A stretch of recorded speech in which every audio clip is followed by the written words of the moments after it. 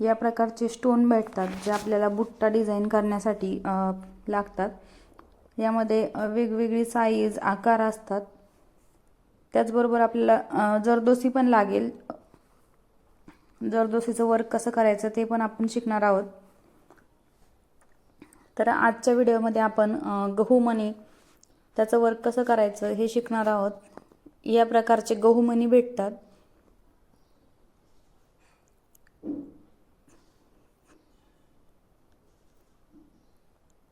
त्याचबरोबर आपण मोती वर्क कसं करायचं ते पण शिकणार आहोत।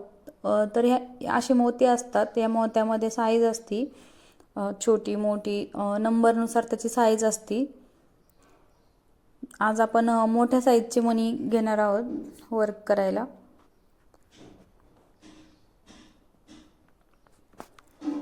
तुम्ही जर चॅनलवरती नवीन असाल आणि अजून सबस्क्राईब केलं नसेल तर चॅनलला आत्ताच सबस्क्राईब करा, कारण पुढे आपण व्हिडिओमध्ये ब्लाऊजचं वर्क वगैरे कसं करायचं ते शिकणार आहोत। या प्रकारचे कट मोती भेटतात, त्याला कटदाना पण म्हणतात।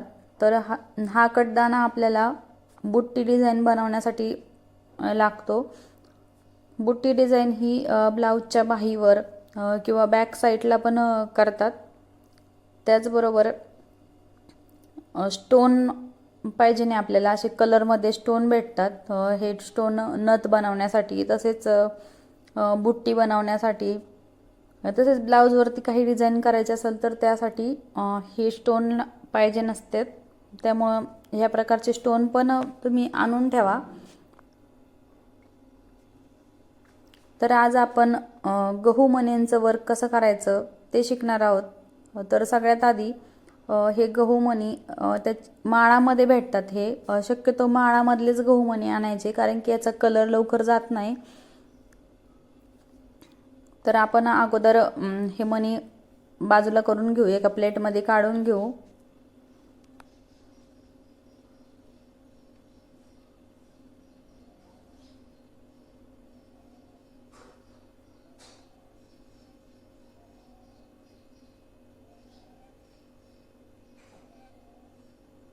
असे मी गहू मणी सुट्टे करून घेतलेत। त्याचबरोबर आता आपल्याला जरी थ्रेड घ्यायचा आहे, त्याला आपल्याला अगोदर 4-5 गाठ देऊन घ्यायची, म्हणजे कसं धागावरती येणार नाही। हे मी प्रत्येक व्हिडिओत सांगते, कारण की कुणी काय करतं डायरेक्ट वर्क करायला सुरुवात करतं, पण त्यामुळं काय होतं का धागा एका साईडनी वरती येतो। तर तो धागा वरती येऊ नये म्हणून काय करायचं आहे, एका साईडने अगोदर 4-5 अशा गाठ देऊन घ्यायच्या। एक गाठ दिली तर तो धागा पटकन वरती येतो, 4-5 गाठ दिल्या तर तो धागा वरती येत नाही। सगळ्यात आधी धागा वरती काढून घ्यायचा। त्यानंतर सुईमध्ये गहू मणी अडकून घ्यायचा। या प्रकारे गहू मणी सुईमध्ये अगोदर अडकून घ्यायचा, नंतर तो धाग्यामध्ये घालायचा। सुई खाली घालून पुन्हा खालचा जो धागा आहे तो वरती ओढून घ्यायचा आणि आपल्या मण्यामध्ये जो धागा घातलेला आहे त्या धाग्यामधून काढून घ्यायचा, म्हणजे आपला तो मणी तिथं व्यवस्थित फिट होऊन जातो।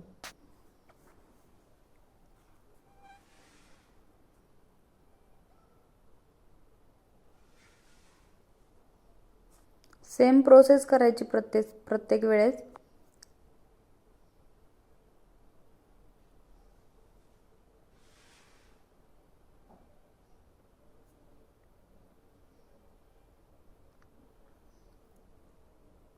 तसेच ह्या गहू मण्यांपासून बुट्टी कशी बनवायची, तसेच डिझाईन वेगवेगळे डिझाईन जे ब्लाऊजवरती डिझाईन बनवतात, तसेच ब्लाऊजवरती डिझाईन कशी काढायची किंवा कशी ट्रेस करायची, कोणता पेपर वापरायचा, हे सगळं डिटेलमध्ये मी तुम्हाला पुढे व्हिडिओमध्ये सांगणारच आहे। त्यासाठी आत्ताच आपल्या गौरी फॅशन डिझायनर या चॅनलला सबस्क्राईब करून ठेवा।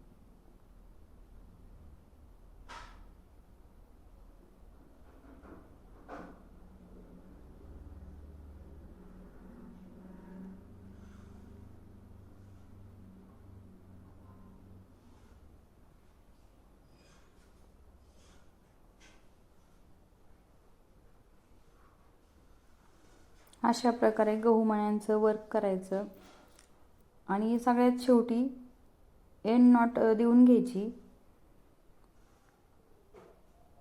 म्हणजे काय होतं, ते मणी पुन्हा आपले निघत नाही. आणि खालच्या साईडचा धागा कट करून घ्यायचा आणि पुन्हा आपल्याला काय करायचे, मोठा मणी जो आहे मोती, मोत्यांचं वर्क करायचे. तर असे मोती वाटीमध्ये काढून घ्यायचे.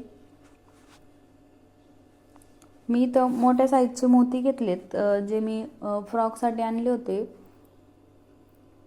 तर त्यातलेच काही शिल्लक राहिलेले मोती, तर मग म्हटलं त्या मोत्यांचंच आज वर्क दाखवावं.